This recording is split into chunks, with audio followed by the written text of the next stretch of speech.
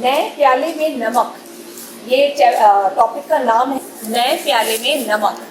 बार बार प्रभु मुझे इसी बात पे जोर दे रहा था, नया प्याला में नमक लेकर आओ। आप ये वचन पढ़िए। हाँ जी। उस नगर के निवासियों ने एलीशा से कहा, देख, यह नगर मनभावन स्थान पर बसा है, जैसा मेरा प्रभु नेशा है, परंतु पानी बुरा है और भूमि गर्भ में जाने वाली है। आगे उसने कहा, एक नए प्याले में नमक डालकर मेरे पास ले आओ। वे उसे उसके पास ले आए। हाँ जी। उसने कहा, एक नए प्याले में नमक डालकर मेरे पास ले आओ। क्यों नया प्याला? कोई भी बर्तन में उठाकर लेकर आ सकते थे। नया प्याला क्यों? तो बार बार मुझे इसी चीज पे ध्यान आ रहा था, नए प्याले में नमक लेकर आओ, नए प्याले में नमक लेकर आओ। प्रभु क्यों नया प्याला? किसी भी बर्तन में लेकर आते तो नमक तो नमक ही है, नया प्याले का क्या वैल्यू है?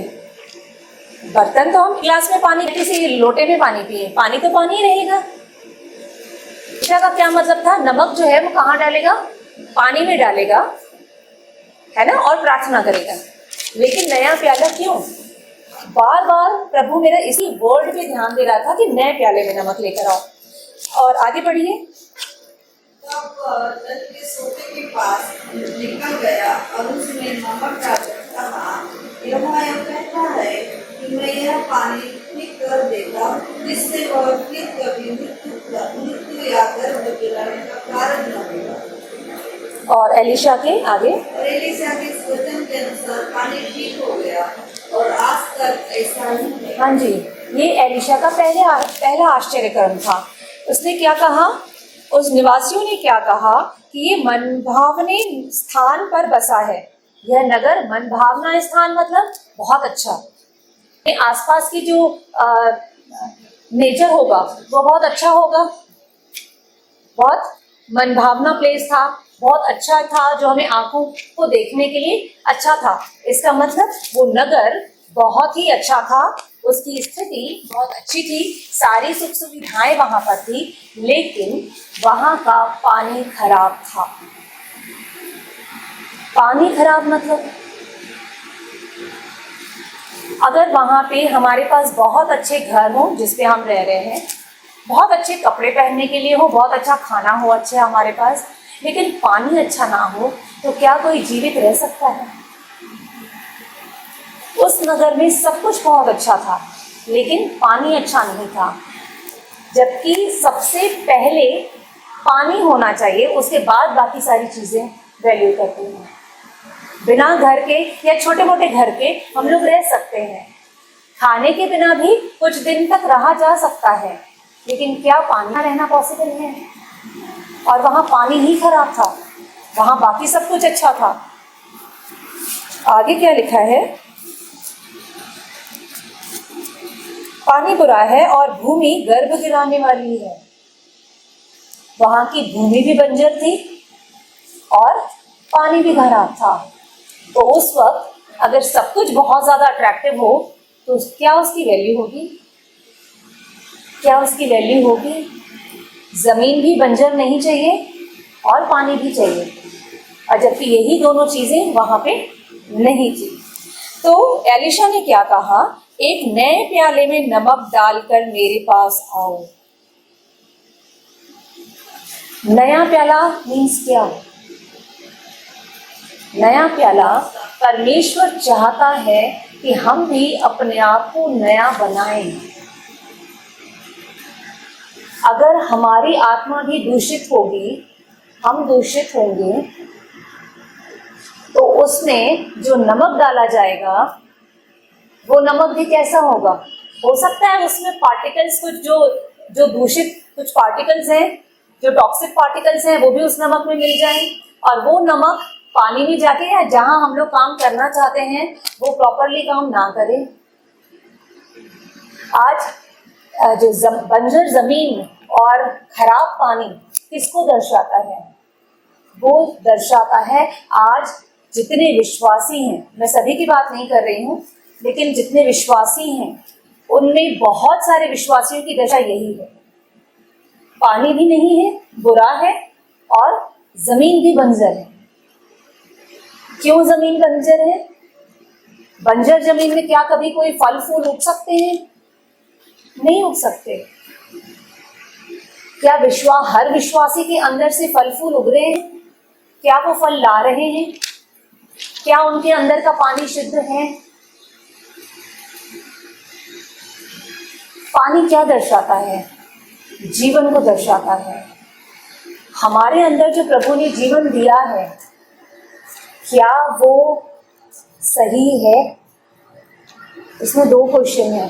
प्रभु ने हमारे अंदर जो जीवन दिया है वो तो सही दिया था, लेकिन इस दुनिया में आने के बाद जितना भी बाहर का नॉलेज हमने एक्वायर किया है, हासिल किया है, या जो जो बातें हमने सीखी हैं, जो तरीके सीखे हैं, चाहे वो बात करना हो, उठना बैठना हो, किसी से किसी भी तरह के कोई काम है, तो जो बाहर का नॉलेज हमने एक्वायर किया है उसको हमने दूषित कर दिया है। किसको? जो परमेश्वर ने हमें जीवन, शुद्ध जीवन दिया था, उसने जो शुद्ध आत्मा हमें दी थी। लेकिन हमने इस दुनिया में आके जो नॉलेज को एक्वायर किया है, ये अशुद्ध नॉलेज, हमारे शुद्ध नॉलेज को जो परमेश्वर ने दिया था, उसको हमने क्या कर दिया है? दूषित कर दिया है। तो हम एक प्याले की तरह हैं। अगर हम दूषित होंगे तो दूषित बर्तन में जो भी चीज डालोगे वो भी दूषित ही होगी। इसका अगर हम एग्जांपल ऐसा दें कि एक ग्लास में पानी आप भर रहे हो, साफ पानी है, जैसे पानी रखा हुआ है, ये साफ पानी है ना, बिल्कुल साफ पानी है, नीचे तक ग्लास बिल्कुल क्लियर दिख रहा है, लेकिन हमने मिट्टी कुछ इसमें मैंने ऐड कर दी। ये पानी कैसा हो जाएगा? अशुद्ध हो जाएगा। क्या हम इसको पी सकते हैं? नहीं पी सकते। अब मुझे समझ आई, यानी ये पानी, जैसे मैं हूँ, मैं पहले प्रभु ने जो मेरे अंदर डाला था वो शुद्धता थी, फिर मैंने मिट्टी जो डाली, ये जमाने का नॉलेज एक्वायर करके उसको मैंने दूषित किया, ये पानी मैला हो गया। अब उसको परमेश्वर कंज्यूम नहीं कर सकता ना, जैसे हम कर सकते हैं इसको कंज्यूम, हम उसको पी नहीं सकते ना, तो परमेश्वर भी क्या हमको इस तरीके से उठा ले सकता है क्या? वो भी कंज्यूम हमें नहीं कर सकता।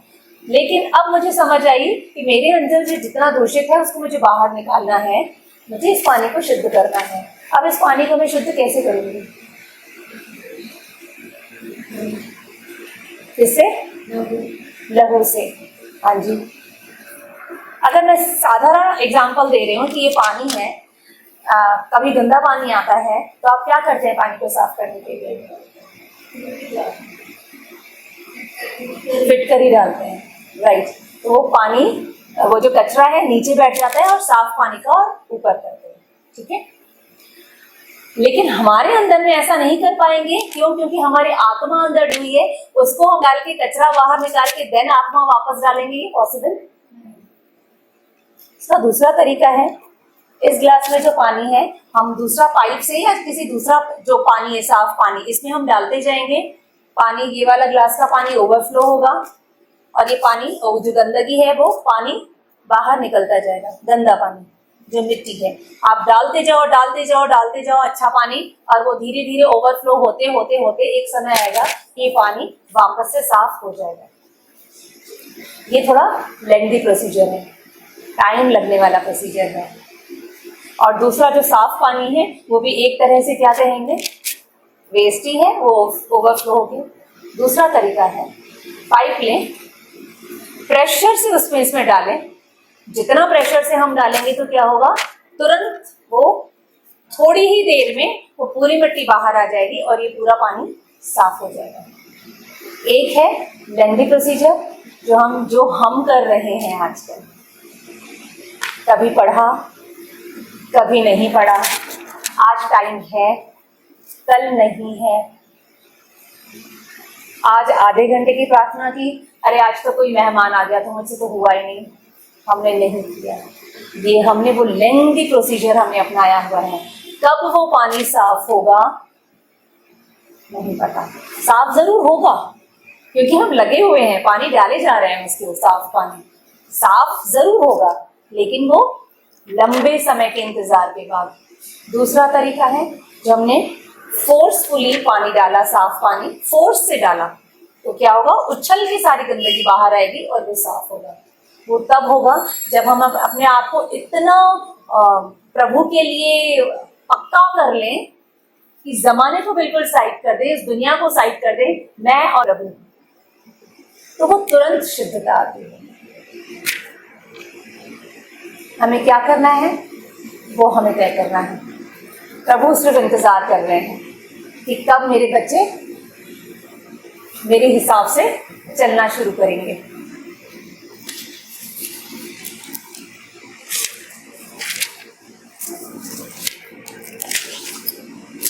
अब ये नए प्याले में नमक, हम क्या हैं, पृथ्वी के नमक हैं, लेकिन अगर नमक का स्वाद बिगड़ जाए तो किस वस्तु से शुद्ध किया जाएगा, है ना। ये वचन में कहते हैं, वचन में हमें, हम जैसे, मुझे प्रभु ने कहा नया प्याला, यानी हम मनुष्य, इंसान, आत्मा हमारे अंदर जो है उसको नया करना है। लेकिन नए नियम में प्रभु ने कहा हम पृथ्वी के नमक हैं, और नमक का स्वाद अगर बिगड़ जाएगा तो उसको किसी काम का नहीं है। अब मुझे परमेश्वर ने ये कहा कि हमें नया बनना होगा सबसे पहले उस नए प्याले की तरह, क्योंकि प्रभु चाहते हैं, परमेश्वर चाहते हैं कि हमें नए प्याले की चाह रखते हैं। वो चाहते हैं कि हम सब ऐसे ही नए बन जाएं जैसे वो नया प्याला था। तब जो भी परमेश्वर हमारे अंदर पुटअप करेंगे वो सब शुद्ध होगा। आगे एलिशा ने क्या किया, वो नमक को क्या किया उन्होंने, वो पानी में डाला, और साथ में क्या कहा, यहोवा यूं कहता है मैं यह पानी ठीक कर देता हूं, जिससे वह फिर कभी मृत्यु या गर्भ गिरने का कारण न होगा। नया प्याला इज इंपॉर्टेंट, उसमें नमक, सही नमक जिसका स्वाद बिगड़ा हुआ नहीं है, वो नमक उसमें डाला गया। उसके बाद उन्होंने क्या किया, उस पानी को ब्लेसिंग्स दी यहोवा के नाम से। यहोवा यह कहता है कि ये पानी मैं ठीक कर देता हूँ, लेकिन पहली शर्त क्या है, हमें नया बनना पड़ेगा और उसमें नमक भी शुद्ध डालना पड़ेगा। तब जो हम कहेंगे, जो हम ब्लेसिंग्स किसी को देंगे तो वो होगा, वो कार्य करेगा। आज अगर हम कहते हैं बैठे बैठे कि हाँ मैं प्रार्थना कर दूंगी, आइए आप ठीक हो जाएंगे, आई ठीक हो जाती हैं, कहाँ ठीक होती हैं। अगर ऐसा होता तो आज आंटी का यहाँ दर्द नहीं होता, सही है। इसका मतलब हम नए नहीं हैं, इसका मतलब हमारे अंदर जो नमक है वो शुद्ध नहीं है। तभी हमारे जो वचन जो कहते हैं वो उतने इफेक्टिव नहीं होते। हम देखते हैं प्रभु के बड़े बड़े दासों को जो बड़ी बड़ी मीटिंग्स लेते हैं और इतने चमत्कार होते हैं। अगर हम शुद्ध हो जाएंगे और प्रभु का वचन तो शुद्ध है, उसमें शुद्धता आएगी, उस शुद्धता के साथ वो वचन हम क्लेम करेंगे और किसी के लिए प्रेयर करेंगे तो डेफिनेटली वर्क होना ही है, चमत्कार होना ही है, चंगाई आनी ही है। लेकिन एक चीज मिसिंग होती है, हम, वचन वही है, उन दासों के लिए भी वचन वही होता है जो बड़े बड़े चमत्कार करते हैं, हमारे लिए भी वचन वही है। चेंजेस कहाँ है? वो दास जो पूरा समय प्रभु को दिए हुए हैं, जो शुद्ध है, और दूसरे फर्क है। फिर हम कहते हैं कि हमारी प्रार्थना नहीं सुनी जाती, कई सालों से एक चीज के लिए प्रार्थना करते हैं। कुछ चीजें हैं जो हम वचन का क्लेम करके, पास्टर बोलते हैं वचन क्लेम करके और प्रार्थना करो, लेकिन हम किस मन से कर रहे हैं? क्या हम नए बने हैं? जब तक हम नए नहीं बनेंगे कुछ अधूरापन होगा, कुछ इनकम्प्लीट होगा। अगर हम कंप्लीट करना चाहते हैं तो हमें अपने आप को नया बनाना पड़ेगा। अच्छा, अगर दूसरा कहा नए नियम में कि नमक अगर खराब हो तो क्या उसका स्वाद कर सकते हैं? इसको कर सकते हैं। लिखा हुआ है दूसरे इतिहास के 7 अध्याय की 14 पद में। दूसरा इतिहास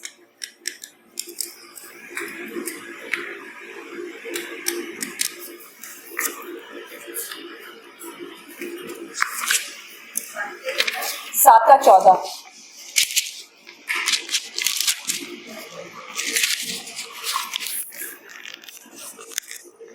तब यदि मेरी प्रजा के लोग जो मेरे कहलाते हैं दीन होकर प्रार्थना करें और मेरे दर्शन के खोजी होकर अपनी बुरी चाल से फिरें, तो मैं स्वर्ग में से सुनकर उनका पाप क्षमा करूंगा और उनके देश को ज्यों का त्यों कर दूंगा। कितने भी पापी मनुष्य क्यों न हो, हमारे पाप चाहे नीले रंग के हो या बैंगनी रंग के, लेकिन जब हम अपने मन को फिराएंगे और हम प्रभु से प्रार्थना करेंगे और प्रभु के दर्शन के खोजी होकर बुरी चाल से फिरेगा, तो परमेश्वर स्वर्ग से सुनकर उनके पाप क्षमा करेगा और उनके देश को ज्यों का त्यों कर देगा। ज्यों का त्यों मतलब कैसे? परमेश्वर ने सब कुछ अच्छा किया हुआ था, बिगाड़ा हमने है, तो परमेश्वर अगेन उसको ज्यों का त्यों कर देगा। हमें क्या करना है? अपने आप को बदलना है, मन फिराना है, पूरी तरीके से मन फिराना है। हम कहाँ गलती करते हैं, उसके लिए हमें क्या करना होगा? सबसे पहले खुद को नम्र बनाना होगा। हम चाहे कितने भी अच्छे क्यों नहीं हो, हम सब लेडीज हैं, घर में बच्चे हैं, हस्बैंड हैं, दूसरे रिश्तेदार हैं, कुछ भी कहिए, क्या कभी चिढ़ नहीं आती किसी बात के लिए? क्या जुबान से हमने कभी कुछ नहीं निकलता? और जब जुबान से निकलता है, वो जुबान से निकले हुए शब्द वापस नहीं आ सकते ना, वो काम अपना कर चुकता है। अरे जुबान से जो शब्द निकलता है, अगर कोई तीखे शब्द निकलते हैं तो सामने वाले को तीर चुभ गया, उसके दिमाग में घुस गई बात, 1 साल के लिए नहीं, जिंदगी भर के लिए। लेकिन हम उस वक्त क्या थे? गुस्से में थे, इसलिए हमने बोल दिया और उसके बाद वैसे के वैसे हो गए। लेकिन जिसको कहा, क्या वो वैसे के वैसा हुआ? वो नहीं होगा कभी वैसे के वैसा।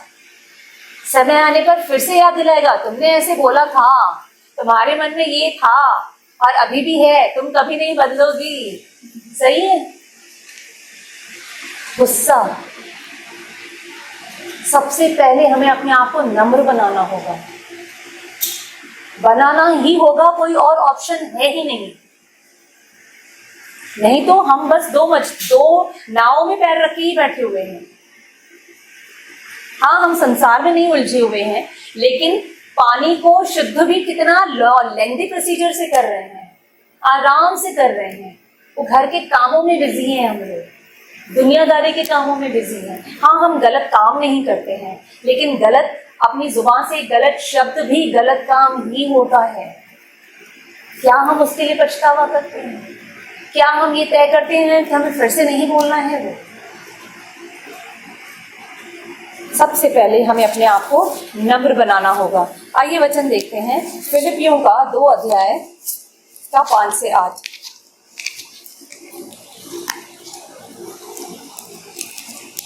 फिलिपियों का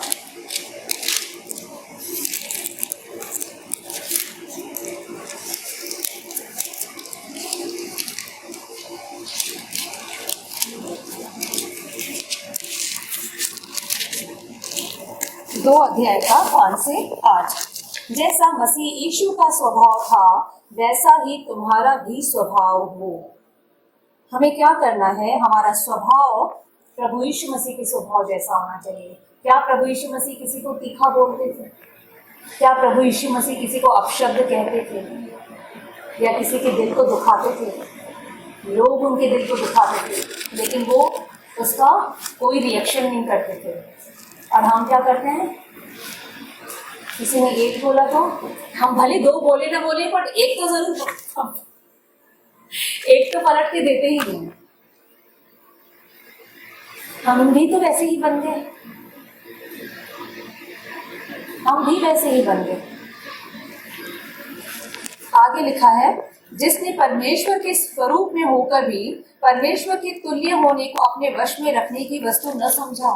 वो परमेश्वर का पुत्र था, उसके बावजूद भी उसने अपने आप को इतना वैल्यूएबल नहीं समझा कि मैं परमेश्वर का पुत्र हूं, तो मुझे कैसे कोई बोल सकता है।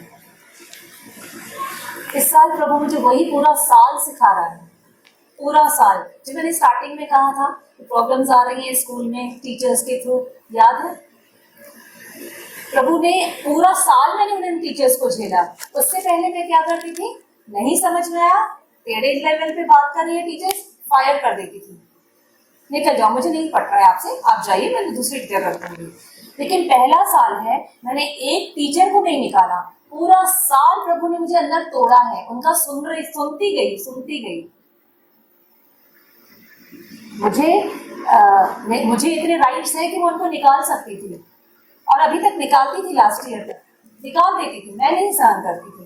लेकिन पहला साल था, आखिर तक मैंने उनको झेला, आखिर तक।